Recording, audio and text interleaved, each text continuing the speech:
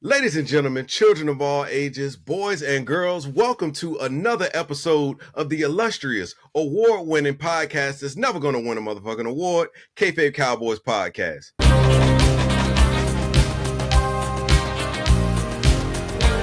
I am your host and moderator of sorts, the gorgeous one, GA. You see me here from week to week to week, the one, the only, Big Velvet, the Dream, Jervis. And also on your screen right now, we have wrestling historian, man of many hats, the man who can record things with his glasses because he is wealthy and refuses to acknowledge it, mixologist extraordinaire, Brother Legend. Say what's up to the folks, man. You know what? I just want to know how you hear from week to week to week when it's because of you.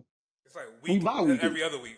You're right. Yeah. You're Mr. Bi-weekly, actually. That's what I'm saying. Hey, how you just Hey, we could be weekly if you all could be flexible and find another day on the weeks in between. we let you speak. It's not your turn. All right, what up? Okay. I'm on heel time. Okay. Here we go. This boy Legend. I am back. A week to the week that we were here. Missed you guys. Some of y'all. That's all I got. Okay, I thought it was a comma. Okay, but the only comma that we acknowledge was the Godfather. Also on the screen right now, we have the man who is running a multi-million to soon to be $billion media marketing company. The man who is behind the audios and visuals of this. The brain, if he will, not if you will, but if he will, he's gonna say it. The man, the sultry sensation himself, Brother Shad. Say what's up to the folks, man. Mr. 205 Live is here. I just want to say I'm ready Under to be 205. up here. Under 205. 205. Under 205 Live. So I feel like we got a lot to talk about. I'm hype. A lot of graps. Let's get to it. A lot of graps, but I'm sure before we get to the graps, I am sure that as you take a sip of your muscle milk, that you have an icebreaker that you would like to unleash on the folks yet again. Whoa, muscle milk unleashed. Yo, you got to work on you. Got All right, so this week it was announced that WWE will now start to induct matches into the Hall of Fame. Their first match is the iconic match between Bret Hart and Stone Cold Steve Austin from WrestleMania 13. Question for you guys. If you could pick, I want each one of y'all to pick two WrestleMania matches. He looking stuff up. No, it got to be WrestleMania? I think they'll narrow it down a little bit. Damn, man. All right. So two WrestleMania matches that you feel should go in the Hall of Fame. Wait, that messed me up too. That messed me up too. Okay. I'm going to go first just because I got to get it out before anybody else says it. The Boyhood Dream. Iron Man match. Nigga, that's your favorite match, yeah? You always bring that shit up. Yeah. So I had to say it before one of y'all tried to take it from me. I don't care what you think about me. We have a Sting supporter here. I don't care. It is. Why we always got to take a chance to shit on Sting? Because that's how we got here. Okay. That is a match that if guys from the podcast I was watching the other day said, if I was saying, hey, watch wrestling, it's that match. Hour long. It had its ups and downs. But the storyline, the entrance, all of that. I'm gonna go with that one. That's my first one. Yeah. All right, who's next? WrestleMania did hurt me though. Yeah, it kind of threw me for a loop, but my second match was a Mania match. So mine, I'm gonna go with the one that actually put the ladder matches on the map for me was the Dudleys versus the Hardys versus Christian and Edge. That shit did numbers, bro. And I don't think that there've been really any ladder matches that have kind of lived up to that. The only one that I could think of would possibly be something from like an NXT takeover for the men's North American Championship. But aside from that, I can't really think of a ladder match that comes close to that. So that's my first one. Okay, my first one would have to be probably one of my favorite matches. And it is the career versus streak match with Undertaker versus Shawn Michaels. Most people will pick the one from WrestleMania 25, but I picked the one from WrestleMania 26 solely for the ending. Even though it's an awesome and great match, the ending is something I watch like once a year. So that's mine. I did. My second one, before you say WrestleMania, of course, had Shawn Michaels. It was Shawn Michaels, Ric Flair, in his career. But if I have to go Mania only, and because I'm probably the only one on this cast that supports black women, Here I'm going we to go go. Bianca Belair versus Sasha Banks. But you always pander and victimize yourself. Wow, now black women are victims? That is insane. Here we go. Here we go. That is crazy that you would immediately make black women victims. That I can't. This is insane. Go ahead, whoever's next. I'm going to go my black business. Yeah, please mind your black business. So for me, my next one is going to be, so it's not going to be one that'll probably go down in folklore, but this match set the stage for a lot of things that are happening story-wise right now. It's going to be Roman Reigns and Brock Lesnar, where Seth Rollins cashed in his Money in the Bank contract. Just because of the future storyline implications that came from that, I got to go with that. Good choice. Okay. And my last one would have to be probably the main event of the greatest WrestleMania ever, and that is Stone Cold Steve Austin versus The Rock at WrestleMania 17. Was that Stone Cold's last match? No, that's the one he turned heel. Oh, okay. Where was the match? It is another one of those I would have added if we not said WrestleMania. It was Kurt Angle, Eddie Guerrero, where the boot slipped off. Was that a Mania too? Yeah, that was Mania. That was a damn good one. Yeah. Okay. I could have also went with Shawn Michaels versus Kurt Angle at WrestleMania. That was a great match too, but that's neither here nor there. Got it. Okay. Did you have one? So, the one that you were going to say? So the joint that really threw me for a loop was with Macho Man and Ricky the Dragon Steamboat. Okay. I was thinking that might be the first great WWE match. Like, I don't hear nobody ever talk about anything before that. Like, that's like the first great match. The Hogan Andre. That was before that, right? Yeah. That was the same show, actually. The same show. Okay. Yeah, but we Those don't like 1 and 2. But we don't acknowledge anything that Hogan did. Well, that's crazy that you don't acknowledge anything that Hogan did, because you specifically told me on the phone yesterday that you wanted to talk about how Hulk Hogan should have been what George Foreman had. Oh, so all right, so RIP George Foreman. But I heard that that Foreman Grill that has served a lot of single men, a lot of single men and college students very well, was initially offered to one Terrence Bollea Hulk Hogan, who turned it down. And now George Foreman made it what it is. He amassed a huge fortune off of it. He sold his ownership of it for 9 figures, earlier in the 2000s. And the fact that Hulk Hogan missed out on money, it does my heart well. I can sleep better at night knowing that. I can snuggle up just a bit tighter knowing that Hulk Hogan missed out on money. Well, hallelujah. Not to retort what you're saying, but I was told by the internet that was a bald-faced lie, and that Hulk Hogan maybe heard about said item and assumed, because he was one of the biggest stars in entertainment, that it was headed his way, when in all actuality, the family stated, according to the internet, they had no plans to give it to Hogan. Nonetheless, the fact that Hulk Hogan never had anything to do with it, I'm going to stick with my story, because anytime I get a chance to hate or shit on Hulk Hogan, I will do so. I will do so with a smile on my face and warmth in my heart, and the depths of my soul are overjoyed, knowing that Hulk Hogan is somewhere, knowing that he missed out on millions. I don't think the Hulk Hogan grill would have did numbers like the George Foreman grill. But think about it. But just listen, just like Hulk Hogan at the height of himself. Let me tell you about these burgers, brother. Like, he could have done so many things. Like, we believe that Foreman was. I mean, look at him. We believe that he was eating them burgers. Yeah, I don't know. Hey. I would have believed that take your vitamins was cooking burgers to reduce fat weight. But I just it would have been like. And Hulk Hogan don't like he get busy behind the grill. He definitely don't put no seasoning on there. Nah, respectfully. Nah. You know what I'm saying? Yeah, I mean, so man, when his daughter was was getting seasoned. That grill would have been in Kmart immediately. Just And like remember, just like and his remember, beer.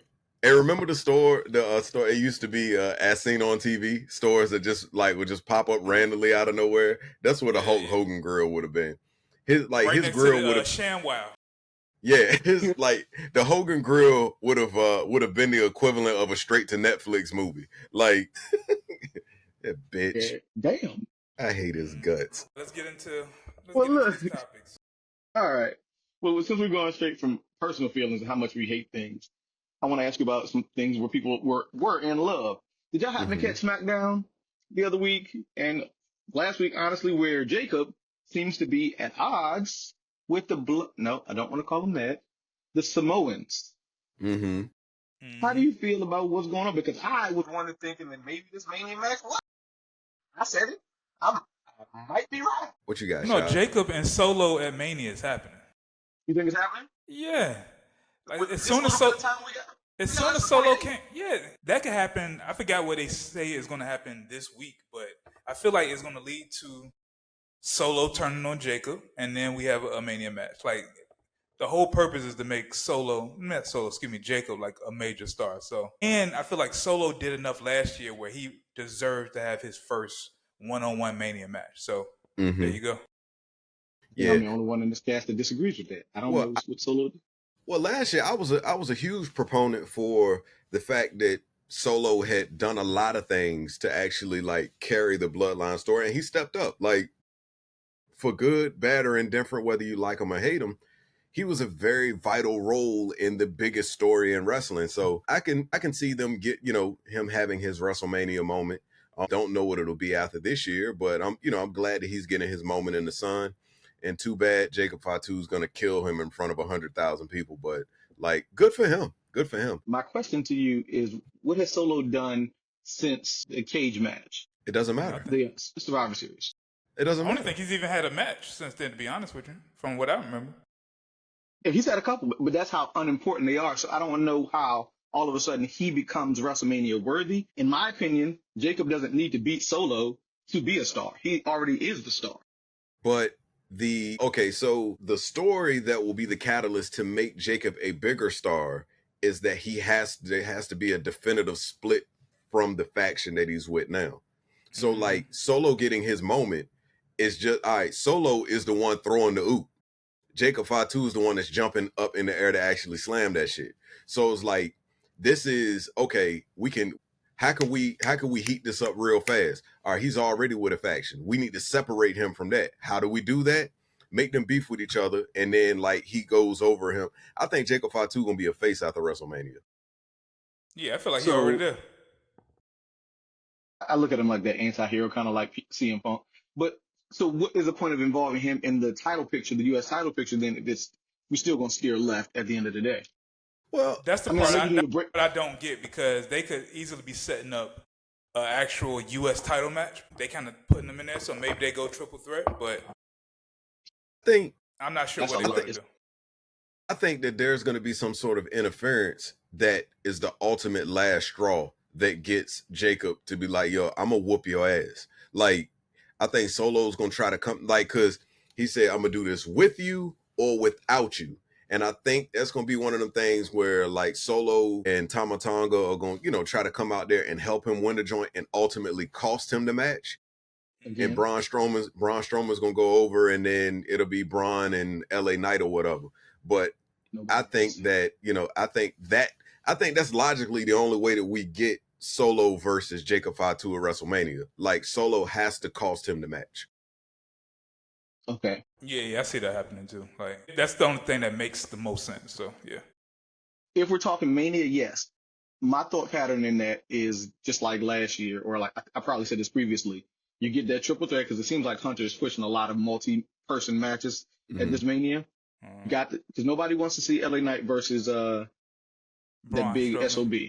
Nobody's excited about that. You throw Jacob in there at Mania, and you still have that same outcome that you just talked about. Gives us a month to burn for SummerSlam. That I could understand. But then what do you do with Solo at Mania then? I will stand behind. I don't believe he belongs on Mania this year. I don't think he's done enough. Hold on. He ain't do enough. He like held down the whole bloodline joint by itself. Yes, Right, no, yes. okay. I'm sorry. Let me rephrase that because you are correct. He hasn't done enough in recent memory to deserve a spot on WrestleMania. We're talking about people that are going to Mania because they won in January, right? The Royal Rumble. Tell me what Solo has done in 2025 to deserve to be at Mania. There's also people who were just pushed the whole year who you're kind of rewarded with a WrestleMania match. Damian Priest ain't did shit, and he has a Mania match. Damian Priest And, also think about it like this: if they were still if they were still actively doing something with Solo, that would get in the way of them actively doing something with Jacob. They can't be pushing Solo and Jacob. It doesn't, it does, like, where's the clash? It has to be the, like either, the changing of the guard, or there being frustrations because now I'm the one that's in the light and you're not. You know what I'm saying? But that's the level of storytelling I see. So like Solo's push is just collateral damage because Jacob's a bigger star. Like, we held Jacob back this entire time to get people familiar with Jacob, and you were the man. Now it's undeniable that he's the man. So now you got to play your role. Like, you got to do the job. You got to do the honors. You know what I'm saying? So that's the way I see it. I'm not saying that you're wrong. I just, like I said, I just look at it and go, looking at the matches that we have, there has been some sort of heat for the brewing for at least a little while. Like, if you think about it, that Damian Priest, Drew McIntyre heat has been brewing since last Mania. Been brewing the whole time. This solo stuff, a couple weeks ago, they were telling each other they love each other. It's too fast of a burn, and Trips has been doing this a little bit, like where he's not giving enough time for stuff to burn. But what's today? The second. Mania is the 25th. We got 3 episodes left. Yeah. Maybe. That's all I'm saying. It's a fast burn. I could even see where Jacob squashes Solo at Mania, but I feel like this is the first like road bumper Jacob has to get over before he can go into a very successful solo career. No pun intended. So if that's the case, if Solo takes the win by hook or by crook, I think that would be the better outcome because that's not hurting Jacob's stock. I think it is. You think so? If the rest of the Samoans come back, and now you got the other ones that we've been waiting on for months come in, attack Jacob, and that's how they disband him out of the family. Okay, now if Jacob takes the pin, because he hasn't taken one yet, if I remember correctly, that's your first loss. Yeah, boom. if that's the case, but if it's just Solo and Tama Tonga out there and Jacob loses, no. Yeah, okay, I'm with you. I follow you, man. I ain't mad at it. Yeah. I would be with it. Okay. You got all the people out there, Hicka and Slickaleo coming out of there. Yeah, and Bataloa come out there and accidentally hits Solo on accident and still causing to fall and pin Jacob. Something stupid like that would take place. He could come out there and accidentally hit himself. Give himself a concussion. Somebody said on the internet that he was coming back in June. He said he gonna mess around and come back early because he forgot his date. Right. He's gonna show up to TV like, yo, when am I on? You're not. he on Evolve or something like, oh, we're not here? All right, cool. Okay. Let's dive into SmackDown a little bit more because I want to get to the ending of it. Because first of all, I want to say that the crowds have been fantastic over there. There has been, and I'll get to that on Monday, so I'll talk about some more botches. But last week ended with the signing of the contract for the triple threat for the men who apparently are main eventing night 1, which is a slap in the face to a bunch of folks. But I watched it and I said to myself, Seth got pissed off, not because he was in a match with these two, but got pissed off because CM Punk is living out his dream. And my question to you gentlemen is, can you think of someone that you dislike as much as Seth dislikes, I won't use the word hate, dislikes CM Punk? In real life or in wrestling? In real life. Or can you ever in your life think of somebody that you dislike that much that you're mad that they're succeeding? You're succeeding at the same time, but you don't want to succeed because they're succeeding. I had somebody in my past life, but I've given up all the hate in my heart. So you've been there where it's like, I don't care about nothing. I just hate this guy. Yeah, I had a person that was on site for like 15 years. So yeah. Yeah, I had one or two people that I wouldn't piss on if they were on fire. But yeah, now now that I've turned over a new leaf and I'm a little bit more civilized. Not really, but it's transitioned to my hatred for Hulk Hogan. So Hulk Hogan would be that guy for me right now. That is very fair. You said you transitioned. How did you get past said disturbance of the force? You just gotta grow Karma. out of that, man. You gotta You got to grow out of it. Karma took care of what I wanted to do. Got you. I was just gonna say I'm too old to be fighting, so that's the other side of it. Nah, ain't nothing wrong with a little tussle. You know what I mean? You know what I'm saying? Keep the skills sharp. I'm not saying that. I'm just saying Little grabs. little bit of grabs. Look, But it also had me. put them up. A little couple of, you know what I'm saying? Why I oughta. So as we finish out that, I also wanted to ask you all if you figured out what the favor is. I had a bunch of thoughts in my head watching it because I was like, maybe main eventing was the favor. I think But that's he what said it it's was. not the favor. Now he But he said it's not the favor. He looked at him because he was looking for the contract. Paul snuck up right beside him, which I thought was hilarious. That Rollins put the mic to his face, try to make him sing the song. But the wise man got up to Punk and was like, "No, it's in there, like I did with what we talked about." But that's not the favor. And I think it has to be a title. It has to be a title match at this point. If it's not to main event WrestleMania, which was his number one priority, if it's not that, then it has to be to get a title match somewhere down the line. Because I would have automatically thought, like yourself, that it would have been the WrestleMania main event. Like somehow he would have made that work. But if he said that's not the favor, then and they keep putting it out there like it's going to come back somewhere down the line. So it has to be a title match, I would assume. But Jay, before you go with that, my question to add on to that is that only if it deals with Roman? Because I mean, I'm sure Paul has pull, but like I can't just get you a title match out of nowhere. So is it against Roman or is it, how does that work? So and those are why I say this has been going through my mind trying to figure out, Jay, what you got? So this is main eventing a night, right? Yep, they're main eventing night one. So the triple threat match. But no titles or nothing. So here's my thought, right? And I understand people gonna be mad, but this match will have more ratings than the other people that will stake a claim to main eventing a night. I think the people are expecting the Heyman split from Roman to be him doing something directly in a match with Roman Reigns.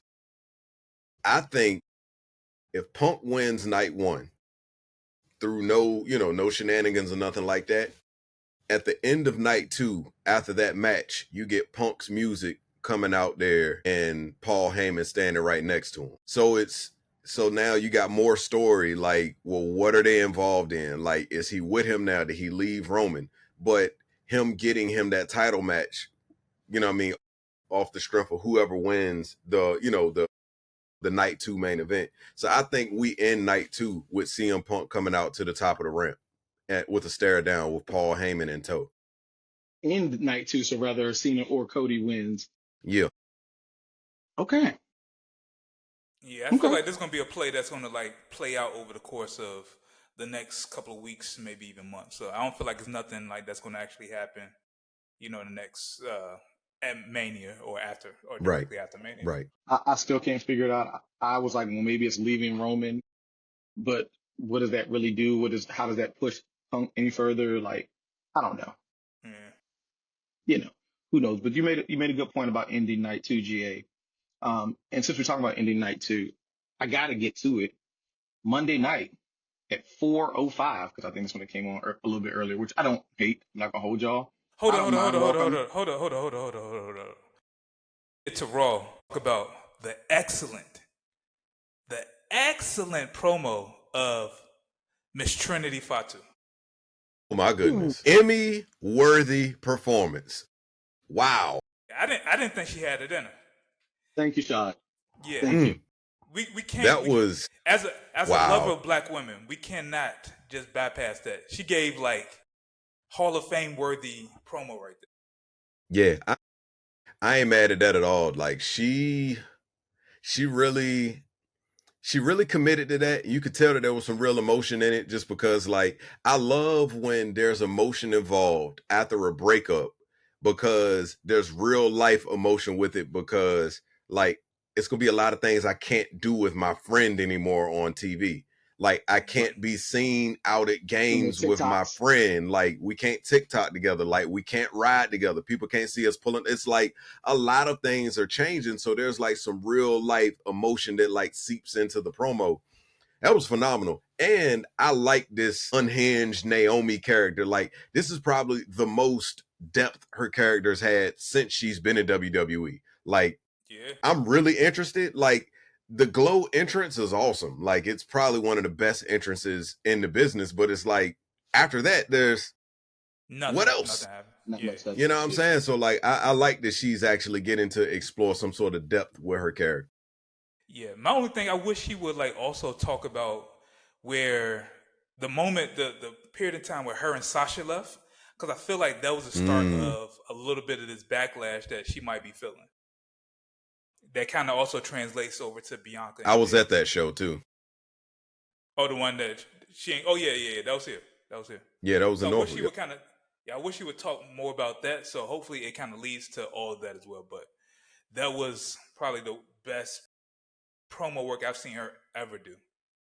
And for her to go from like crying like to like being like very vindictive and angry towards You Jay. ungrateful bitch. Yeah, that's when you knew she was crazy, when she was crying but still like laughing. It was my only negative, because I got to be a little. Told you I got heel energy today. Is when they You were don't love fighting black at. women. Whoa, hold on. Let me He finish don't, my statement. he don't love black women's wrestling. First of all, did you pick any women in your? Okay, thought so. Hey, you bringing up I old picked shit. two. Let's stay current. That was today. Was how little she tried to run from Jade on Friday. She walked 2 steps and Jade was like, "Oh, she gone." After she attacked him, she too far. But see, I thought she that's was what gonna come I back and wanted them attack to him. do. That's what I wanted them to do the first time, though. Remember, Yeah. like, my biggest, No. like, I'm with not getting your hands on her, but like run out of the arena. She ran behind the window like, you can't get me. That was my only thing. But I thought she was gonna come back and attack because she didn't run far. When she was helping legs back to the back, I thought that she was gonna come back and handle her one more time, not looking and do more damage. Relax. She got beat up. Okay. Legs had a good performance against Charlotte, baby. Charlotte? Which one of y'all said Charlotte's a clone? Shot. No, I remember saying that. I said many people are clones, but I don't think she's a clone. Well, my small, short-haired, long-haired roommate said that she was a man, and I was like, "Hey, we can't say that because that's not fair." She said, "Where's her shape?" I was like, both of them wore them little outfits. It was like, there's no cuts, there's no angles, there's no butt. What do y'all got going on? But it's so I apologize for missing. She ain't it. I apologize for missing that. But let's get back to Raw. Okay. Can we go ahead and get to the main event of this show? I mean, I know you're the moderator. I know you Mr. Moderator, dog. You are Mr. Sage What's your main Steele. I event? don't want to step on what you got going on. No. Hey, listen, I can share the spotlight. There's a bunch of them up there. Let's talk about the promo between John Cena, and Cody. John Cena. Rhodes. That's where I was going. My bad. I ain't know, dog. That's what I said. Hey, well, run it back. Go ahead, Nick. Go ahead, Nick. So the past couple weeks, there's been face-offs. So you had John Cena come out, Cody come out. You had, them give speeches separately. We talked about it 2 weeks ago where they had the ring shaded. This week, John Cena didn't get to say a word. That music hit. Crowd went crazy. And I was like, well, is this going to be it? Because this is Cena's last television appearance for a while. I was like, oh, GA said that if they get into a debate, Cody don't stand a chance. Here we go. And for a while, Cody was eating him alive. And I was like, is Cena going to let this happen? And then Cena, I felt like he put his hat backwards if he could have, looked him dead in the eye with that Thugonomics, took the gloves off, and told him he was stealing money from a billionaire's son. Like, oh, we being petty. Okay, let me break kayfabe. Wonder, do they know what is being said, or do they try to stab him and get real emotion off that? Because damn, bruh, I feel like they can't know what's being said. They got to give him some can't. points, but they don't know details. Bruh, Go.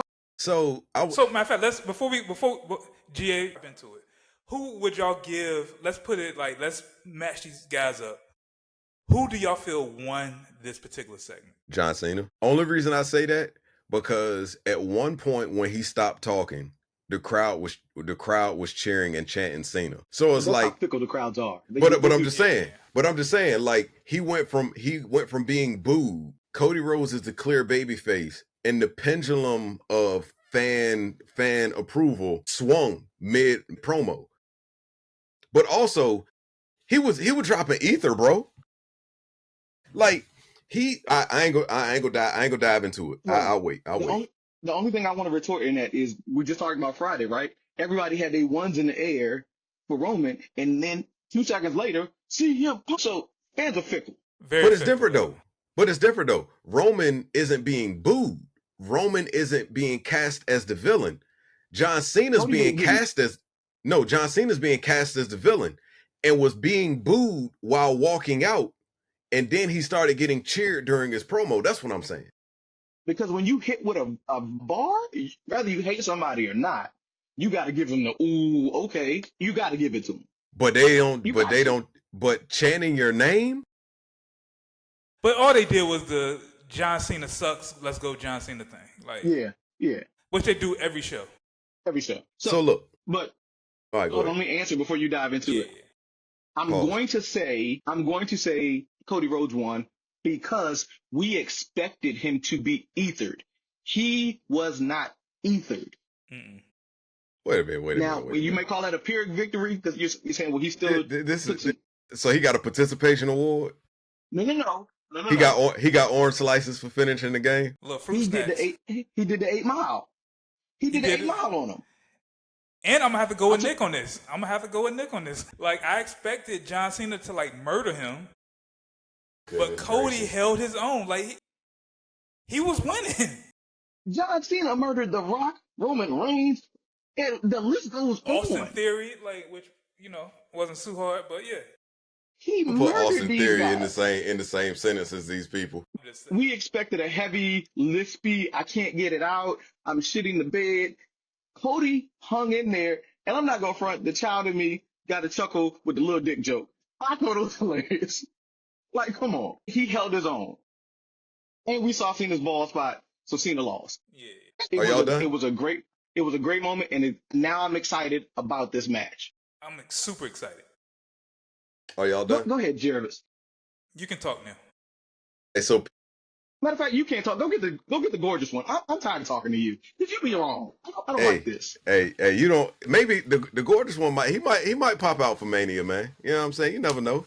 But let me go ahead. Let me lock in and snap my jacket together for this. So, if somebody gets shot, right, and they don't die, but the intent was to kill them, did they still win? Because no, they still got shot. Like, nigga, you still got the worst of wear for this. Like, okay, like we was expecting him to get knocked out, but he made it 12 rounds. He still lost on the cards, but he won. Good for him. A for effort. Good job. He got ethered, bro. Just because he held his own. Like, that was a side of Cody I had never seen before. Kudos to him. I liked what he did. And, me being objective watching that, I was like, all right, Cody did way more than I expected. But why I liked Cena's portrayal of events in this promo is he and I are very like-minded when it comes to Cody Rhodes. He echoed a lot of the same sentiments that I've been giving out. One of which, you've just shown that somebody mediocre carrying something meaningful can fool these people. I've been said that Cody Rhodes is mid. And just because of the road he took to come back and leaving away and leaving to do whatever, to uplift and start a company and was never the man in said company, came back not to be the man in the company. He didn't know. No. You're ignoring the Indies run though. You're ignoring the Indies run where he built himself. Okay. All right, go ahead. I forgot of it. My bad. Okay, all right. He on his indie run in front of 5,000 people, he was the man. Good job. But the fact of the matter is, like, I've been putting in my time. I've been that guy this entire time. They gave you a spot, which is true. No, Did they give him a spot or he earned that spot? he came John Cena back. got to give him to him. He came back and was put into that spot. He ain't come back and he didn't have to work his way up the card. He didn't, because he deserved it. What did he do in WWE to deserve to have the number one spot? He beat Seth Rollins. He built a company. He built a whole company. Here we go. All right, y'all got it. Y'all got it. Kudos to him because he didn't get knocked out and he still lost the bout. All right, kudos for him. Y'all got it. When he looked John Cena in the face and said, "You talk about you didn't leave," that's because they made a plush bed for you with the guy who isn't here that we don't talk about anymore. We all know that Cena was a Vince guy. So, like, he could have done anything and would have been promoted to the moon. They were the same thing they tried to do with Roman Reigns with the contacts and all that dumb shit. They did with Cena successfully. And so the don't point act like. Go ahead. But first of all, the first. Hold on. Let me get this point out. Oh man. Yeah. And the point that Cody made about Cena pretty much being the man when the business was shit. So you pretty much, boasting around that you've been this dude, but you were this dude in a trash ass era. Like, you didn't bring no extra money to it. Okay. Cody Rhodes was the man in a federation that was shit. When Cody Rhodes was the man in AEW, where were they in the ratings? Where were they in this back and forth battle? How did they get there? AEW saw its best days after Cody Rhodes left. Tell me I'm lying. You are lying. Tell me I'm lying. You are lying. All right. Okay. Here's the thing. All right. Why do we pay attention to AEW? Because it's WWE's competitor. We didn't watch AEW for Cody Rhodes. We're not watching AEW now. Exactly. What I'm saying is AEW, after Cody left, AEW went down. Like, now it's trying to build itself up, but it went down after Cody. But when Cody, the first 2 or 3 years of Cody being there, like, it was a strong number 2. Like, they even was going head to head on certain nights. You're right. It was a strong number 2. It was shit. It was a strong number 2. Let me ask you a Nigga, question, the promotion only been around for 6 months. And it was a strong number 2. It don't matter. When the NXT house shows were better than All Out. The NXT shows are better than a lot of stuff we got going on right now. We've talked about that on the show. But let me ask you one simple question. When his music went off for his return, him being Cody Rhodes, did the crowd not lose their mind before it was forced down? They did. Yes or no? I lost my mind too. I was excited, but what I'm saying is when he came back, like, he was immediately catapulted and placed into a spot, and we have been up here and we had conversations about the only reason that he was relevant for as long as he was is because he was in a feud with the biggest person in wrestling. For almost that Samoan family kept him relevant. Am I wrong? Question, though. You're not. He wasn't in a feud.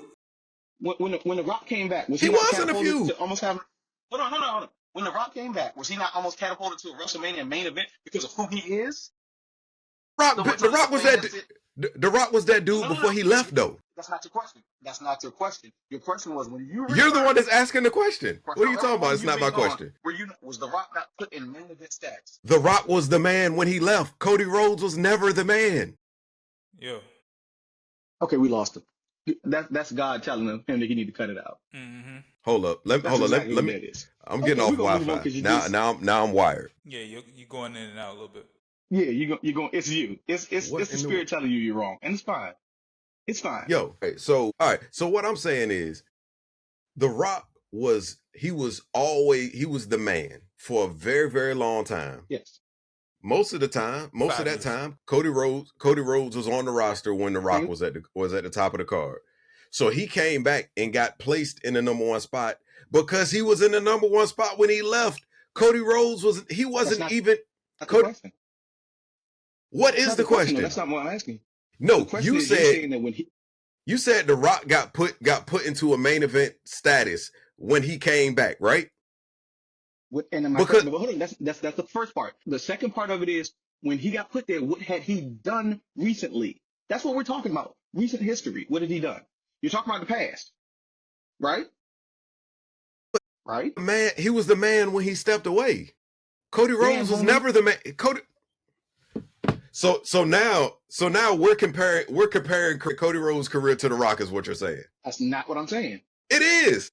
You're trying to GA the question. No, because what you're saying is what The Rock did before he left the Hollywood doesn't give him the cachet to come back and be at the top. It doesn't. Okay, all right. That's not what I'm saying. That is what you're saying. What had he done lately? That's what you're saying. What I'm saying to you is when somebody he left the company to be the biggest movie star in the world. And Cody left the company to be a bigger star, right? But he wasn't the biggest star in the world. Like, they're not comparable. We're not talking about. See, okay, you're missing it. You're trying to sting this conversation, and I won't let it happen. I'm not. All I'm saying is when somebody comes back after they've been gone for a while, a lot of times they get put in a situation. Charlotte Flair, when she came back after being injured for a year and some change, she immediately won the Rumble. What's the difference? But you're talking about Charlotte Flair, who's probably going to arguably go down as probably like one of the top 3 women's wrestlers of all time. Like. Why is she gonna do that? Because what do you mean? And the status she was given. What do you mean? Why? Like she was at the top. Cody Rhodes was never at the top. What are we talking about?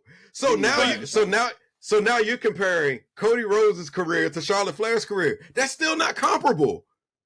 Cody Rhodes is he's never going to be in anybody's top 5 all time. Never. But what I will say is that when Cody left, he was a low tier wrestler. When he came back, he was a superstar.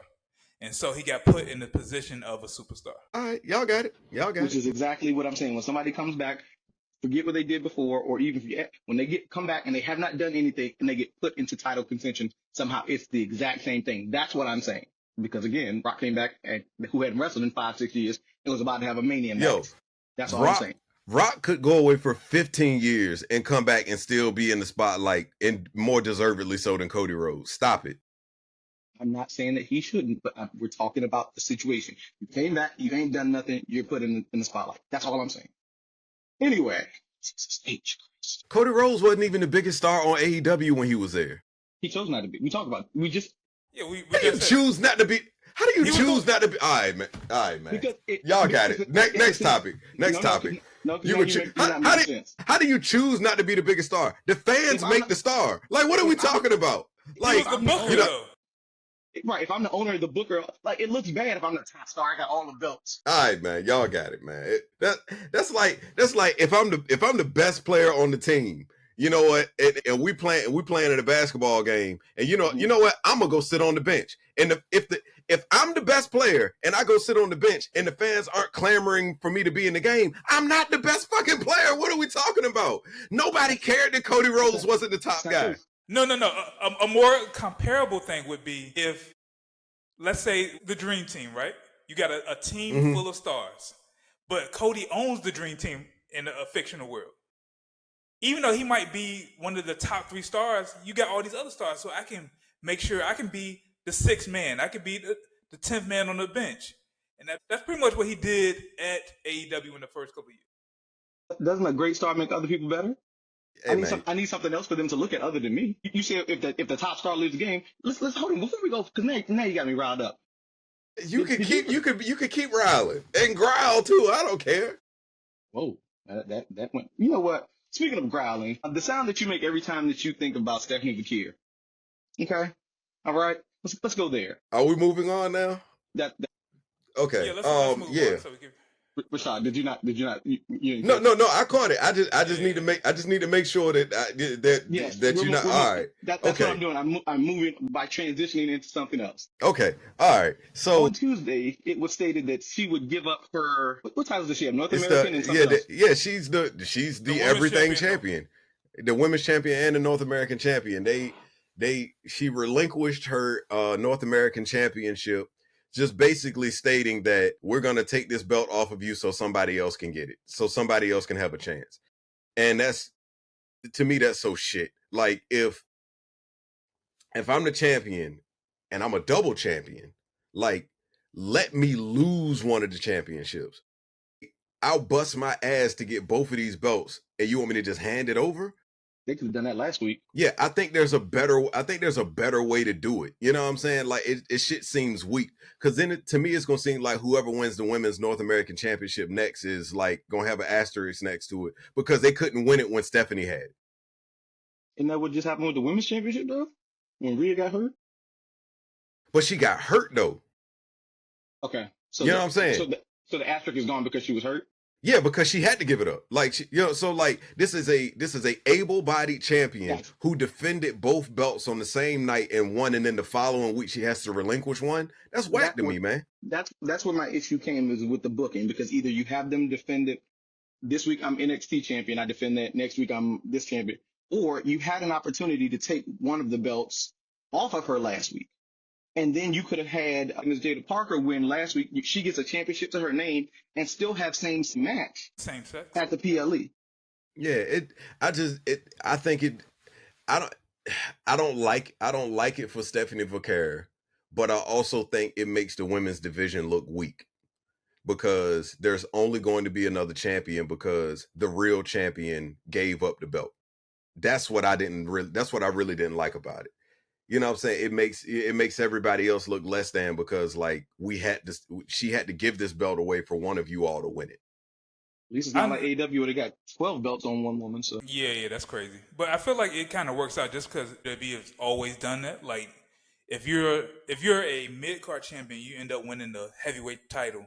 Like you might get 2 or 3 weeks with the belt, but other than that, you're gonna have to drop it. Like they did it something back gonna with have to happen. Keith Lee, Ultimate Warrior, all those different people. So And losing makes you look weak if you lose one of your belts. right. Because it's like, well, if I'm wrestling her, let me pick which belt I want if I beat her, right? But I think there's a way you can do it to where the person doesn't look weak. Like, all right, Like so they you're did the tag team championship with multiple people. Yeah, and you're the like let's do it something where it's like she defends the women's championship, and then there's like a fatal 4-way for the North American championship or something like that, or just a night where she defends both and then she loses the second match because she's just fatigued. Right. You know what I'm saying? Like there's a way to keep her looking strong and also make the women's division look good. I just didn't think it was an overall good look for the women's division. I think it's just normal at this point. So like I kind of expected it. So it is what it is. Yeah. Who do y'all think will win the North American Championship at the next event? Have they put out who's going to be in the match? I missed that if they did. They got qualifying matches. So I know they have Zarya, which I really don't get her gimmick. And then they have Kalani Jordan beat Roxanne Perez last night. Yeah. I think we get since we don't know who's actually because Jada Parker lost. No. Lash Legend lost. Mm-hmm. Yeah, that's what they needed. She needed to lose so she can come on up to the main roster. Right. Yeah. I think it's gonna be a Jada Parker. And again, that could have been done last week, and it made her look stronger by having the same match, but yet she comes out the winner. Man. Actually, I think Jada Parker is gonna be in the heavyweight title match instead of the North American, which I feel like giving her a run with the North American title will probably be a little bit better than having her be like the main champion, even though she's old. Yeah, I don't see it. I don't think she's. I lose track when I'm watching her matches, so I don't know about her skill level and completion. I know she has fantastic move sets. She's getting better. I just like watching her move. Okay. Yeah. All right, so we're gonna wrap this up with just a little bit, but first I want to send a rest in peace to Big Jim because he got his ass whooped and he was bleeding from the head. It was a bloody massacre. Yeah. That though is build up. So we talked about Cena and Cody, which we won't dive back into. Relax, GA. This is exactly what was needed to make me give a damn about this Jey Uso Gunther match. But before we dive into that, yeah, I know I've been on this botch train, right? Did y'all watch the match in completion? I did not. Yeah. I did not. No. I don't think I watched it like with like with my full attention. Yeah. Okay, I did because I was on a work call and they want to talk about nothing. Love y'all guys. But when Gunther made Jim tap out and his music started, the Jey Uso background came up on the Titan chart. Yeah. The technical glitch. Yeah, I saw that. I'm like, come on, y'all got to do better. But I think that is exactly what Jey needed. But does this turn Jey heel? Is my question. I don't think so. Nah. I think he's still going to. You got to get savage. I think he's going to be a little bit more hungrier, but I'm gonna just throw this out here, and it don't really answer the question you just asked. But Jey Uso ain't it, dog. Like, is Gunther been it? outside of what he did Monday, has Gunther been it? Because we talked about other championships being mid. I don't think Gunther done anything more than what's El Campion's reign. I don't think. Gunther To is me, just born. I think Gunther is just born. He has a born style. But he's a Spurs. yeah, he's a Spurs. Yeah, perfect example. Perfect example. But Jey Uso isn't like main event quality like at all. You see. That's why I asked, does he go heel and does he cheat to win and be like, you know what, screw it? Does he go back into the right hand man phase? Not necessarily being the right hand man, but they brought it up. That's the person we need to get over the hump. Does he go heel ish? He might go, like I say, he might be a little bit more ruthless, but I feel like he's going to win, and then he's going to be exposed even more for not being the man, as with him as the champion, and he's going to lose it in a month. I ain't mad at that. I think it just really sucks where WrestleMania falls on the calendar. Like, let's say WrestleMania was switch places with Survivor Series, right? And let's say WrestleMania was last October. Jey Uso winning the championship last October would make sense. You know what I'm saying? Or January. I just think where it falls on the calendar is like, it's, you know what I mean? He's starting to lose a little bit of his luster, but also he got the perfect opponent because it's been a lackluster championship reign for Gunther. The merch is gonna be crazy if he wins. Yeah, of course, man. That's gonna be big money, and I'm glad that they pulled the trigger to get Jimmy some color and get him bleeding and all of that to actually like unleash another side of Jey Uso. Because if it's one thing you know about the Usos, man, they don't take too kindly to somebody brutalizing their twin. So definitely don't. I think that'll be good. We might get to see another side of him. This won't be Super Kick Fest Part 2. I mean, I'm more excited about it now than I ever was. I could just say that. Yeah, definitely Monday got me more excited about it. But so get out of the matches that we know, if we're talking about getting excited, give me your top 2 to 3 matches that you're actually, outside of the one you just answered, that you're excited about seeing as we get to this WrestleMania build-up. I'll let Star go first. To be quite honest with you, I'm not super excited about any of these matches, to be all the way real with you. If I had to give one that I'm like interested in more, it's probably the CM Punk, Roman Reigns, and Cody, Seth Rollins match. Everything else is just kind of meh. I feel like Logan Paul and AJ Styles is going to be okay. I do love the new Logan Paul finisher. That's going to be a great match. I like That's that gonna be joint. a great match. I'm not excited about it, but I think they're going to put that shit on. Quiet as kept, Logan Paul might have... He might have the best moveset in the company. Like, it's... Now the Ricochet gone? Yeah. All right. He definitely stole it from Hangman. Hangman Page. I think that match, the Logan Paul AJ Styles, needs to go on right after the Tiffany Stratton Charlotte Flair match. And what a snooze fest that has been. Oh my gosh, but man. Does that open if it's so boring? Like, you're supposed to start high, dip, and go back up. That shit need to be like, I don't know, man. That shit need to be second or third, something like that. And it need to be a squash. Like, Charlotte Flair just need to just beat the shit out of her with under 5 minutes. Like, this whole buildup has been so boring. And like, I've been kind of tired of Charlotte Flair, but this back and forth between them has kind of exposed that Tiffany Stratton ain't there yet. You know what I'm saying? It's a glaring hole in their ambition for her. Like, she ain't not yet. And that's not me even like hating on her. I think so. After our conversation, then I think Kevin Owens, Randy Orton starts night 1. That's if we're talking about starting high. Looking just what's out there so far. You got Roman Reigns, CM Punk, which we know is a closer. You got Cody Rhodes versus John Cena, which we assume is closing night 2. You got Gunther, Jey Uso. I don't know if you can start Mania with the perception that Jey is winning, because that's almost too high to come back. You can't start there, especially if he wins, and then go to Tiffany Stratton. So like, I think we get Jade Cargill, Naomi to open night 1. That's not good. I don't think they're gonna open. It's gonna be it's gonna be a main event quality match. Yeah. So, and that's why I got Randy. Yeah, but which matches are y'all excited about though? Let's kind of get to that question. Back to that question. Jade Naomi being a better match, more well received than Charlotte Flair, Tiffany Stratton. So I think that match is That's not gonna have. saying much. I think that's gonna have a better placement than that other match. But I'm excited about the triple threat just because of the players that are in it, and to see whatever sort of bullshit is gonna come from it. Like they're gonna be forwarding multiple stories in that, and then it's just always the looming possibility. Well, what is Paul Heyman going to do during this match? Right. What other Samoans is out there? Yeah. Where's Hickey and Stickaleo? Like, where are they at? I think at this point, the only thing that I'm excited about potentially is this Io Sky Bianca match because they're going to put Rhea in it after Monday. And I'm only excited because how good she looked in that referee outfit. Woo, child. Yeah. A smoke show. If you will. A smoke show, if you will. But I'm excited because I feel like Bianca has not had a singles championship in long enough. Like she needs to win. My only thing And maybe with that adds. Go ahead. No, maybe that adds to the Jade Naomi. I got a belt without y'all. Need none of you hoes to be successful. Who knows? Because according to Twitter, Twitter, because we're not calling it anything else. Jade was like, I don't trust Bianca bitch ass either. So.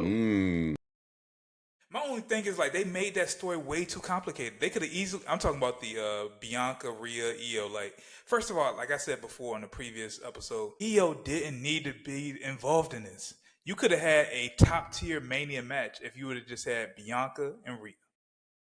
All this extra Which I thought that was going to give us. Yeah, all this extra stuff that they're doing is super unnecessary. Like they had a chance to fix it Monday, and that's why I said I thought that's what they were going to give us: a clean pin. Rhea gets the win over Io, and now we get that match after all of the BS. You know what I think? We were going to get that. You know what I think we get? Because you want the Rhea Bianca match. I think we get the triple threat, and I think something happens to Io early on in the match where she can't continue. Then does that give you an asterisk as well? Because we talked about those earlier. I mean, granted, she was in the match. I mean, like, a triple threat's always going to be an asterisk because you don't need to get pinned to lose a joint. So I lost the tag team. Yeah, so I could see a world now. Hear me out. They've been talking about Asuka coming back after Mania. No. But what I'm saying is, if she's in any sort of shape to run interference or attack Io or something like, or they can set it up to make it look like she was attacked by somebody, and then it turns out to be Asuka, that protects Io, and then it gives us the Rhea Bianca match. I'm done with the attack. They did so many backstage attacks this year with Street Profits, with Jade, with DIY, with all this. Just you should have given us on Monday. You had a chance to fix it. You did not fix it. You had a double disqualification, however she rang it out. What's the option? Yeah, I'm not happy with it, but I think that this is the best. You have so many stories in it. You get the match that we wanted. You potentially have the Rhea getting that win over Io, which she's never gotten. You got another Bianca Io match, which we've seen 100 times. I guess I don't. That's the best one I got. Yeah, I'm not impressed with it. I'm not excited about it. Nothing. I will tell you, I'm as impressed, least impressed with this as one of our final topics. Did y'all see what happened on Monday with the tag team division? I did not see this. I heard y'all talking about it before. I did not see that part. So New Day won their tag team match against who? I ain't been paying attention to that shit. Which makes them the quote unquote potential number one contenders for the tag team champions. The Boo Day. The War Raiders came out to confront them, and I thought that the Machine Guns didn't get a pop. The War Raiders might have a negative Machine Gun pop. But see, the Machine Guns don't get a pop in the U.S. Like, so we've known that these overseas crowds are a little wonky. Like, the Raiders in the States actually get a pop. They get a reaction. So I don't think it's really a true gauge of where they are for real, like in front of these overseas crowds. I mean, they booed Bianca, so I mean, you're right there. Yeah, like I could see, but to me, in the company, the War Raiders are probably one of the better tag teams in the company. Yeah, and can I just say that for the New Day to go from super heat, like to be like everybody hates them, to a match with the War Raiders at WrestleMania sounds like blah. Like they could have did this without them turning heel. They could have did it just doesn't match where they were when they turned on Big E to. They could have had a match with E if he was If he's not around, they could have did something. But this just sounds like something they would have did 3 years ago. Yeah, yeah. Like maybe I'm only watching WrestleMania to hang out with y'all. Like it's not super exciting. None of this is. Yeah, I think that shit could probably be on the pre-show for real, for real. Like I don't care about that match, man. So could Charlotte and Tiffany, if we're being honest. Yeah, shit. Maybe Charlotte and Tiffany be on SmackDown the night before. Sure. Shit. Jey Uso and Gunther could be on the pre-show too. Y'all remember last year they did that ladder match? The tag team ladder match was the night before Mania, and that was a better match than some of the Mania matches last year. Yeah. Yeah. So okay. It'd be nice to actually see the Street Profits coming into Mania with gold, though. That'd be dope. I don't know what they're gonna do with them, but they got to give them something. I still see them losing that Mania and breaking up. That's fine. But I just want to see the entrance of them coming into Mania as champions. I'm with it. With their old music. Yeah. I realize they got new music. I ain't caught on this one yet. Yeah, because they're trying to give them a little bit more of a serious presentation. I bring this swag like nobody can. You know what I'm saying? Like it's baby faces. So as soon as you get a championship, it seems like you get new music. Because LA Knight got new music. Did Which one get new music before his championship? Yeah, he did get it. The Japanese entrance was before he won it. Yeah, Shinsuke. He won that next time.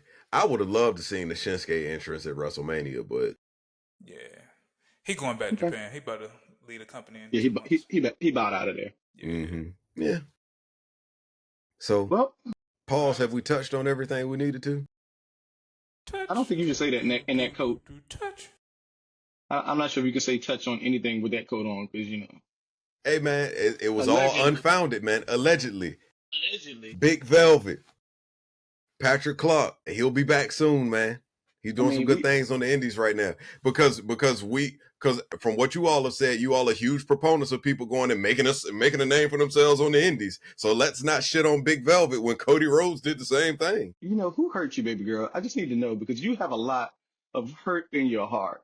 It's bottled up, man. And I was about to say, I think we've touched on everything that we need to touch on more than Tiffany touched Charlotte when she did that moonsault. So we are good to go. That was it. Thank you for triggering me. Real quick. Did y'all see them separate the gentlemen on Friday night with like 4 people, 4 referees, 4 security guards? When it was 3 different guys wrestling, so you had CM Punk, Roman, and do you see how it was like 4 people separating all of them? Budget cuts, man. But it took 18 people to separate Tiffany. That's all I got. Hey, man, budget cuts, baby. Close us out, Jay, please. Well, this has been another beautiful episode, and I think we got another episode lined up soon, right? Prior to Mania, I'd imagine, as the schedule would tell us. So, yeah. You tell us, sir. Mania's on the 19th and 20th, so. So we line right up the week leading it. Yeah, so that'd be perfect. And we got another one that we're not going to talk about. We got another show. Yeah. Also, I would be, if we could find another day in the week that will work in between the weeks off, I would be good. But I have employment obligations that get in the way of that. Stop it, nah, bro. Nah. But anyway, yeah, man, this has been wonderful. Y'all tell the people where they can find you, mate. You can find me everywhere, Shy Harris, SHODHARRIS, on Instagram as well as YouTube. Check out my YouTube videos. Make sure you subscribe, but also make sure you subscribe to the Kayfabe Cowboys YouTube channel as well. Brother Legend? Well, y'all know where you can find me. Kayfabe Cowboys Instagram, Kayfabe Cowboys the Twitter, and actually starting, what's this, April? End of May, you can find me out in Hampton at POC. Shaking ass, huh? Shaking ass. This is a global podcast, so people don't really know. Paradise Ocean Club is where you can find me on Fortnum Road. I am their newest bartender, so the boy is back. I'm super excited about that. You're gonna be out there in your mesh shirt, slanging them drinks. I'm gonna get it from you. If I need it, I'll get it from your closet. Man, hold on, you laughing now? If you pull up in one of them island style mesh shirts, nigga, I'm gonna fucking pass out. I'm wearing that to Mania. I'm gonna wear Shawn Michaels chain links.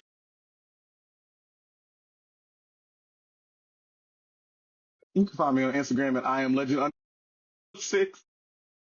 Give me. Hey, he gonna be out there with a chain. I love you, man. I love you. making everybody Incredible Hulks. Man, hey Nick, man, I just want to let you know, man, you're the reason I had a lot of headaches when Mansion was open, man, because them buckets actually did me dirty. But yeah, man, you can find me somewhere trying to gain my composure. You can find me on Instagram at It's Zach Morris. You can find me here on the Kayfabe Cowboys podcast. You can find my clothing brand at Unvirgin at unvirgin.ndav. And most importantly, you can find me here on the Kayfabe Cowboys podcast. We're a couple weeks out from WrestleMania. We got another episode loading up where we're going to be getting into WrestleMania predictions, possibly have a collaboration coming up soon. And without further ado, man, as always, man, Brett screwed Brett. Die, Rocky, die. We out of here. Peace. Cool. Good I episode, love my folks. little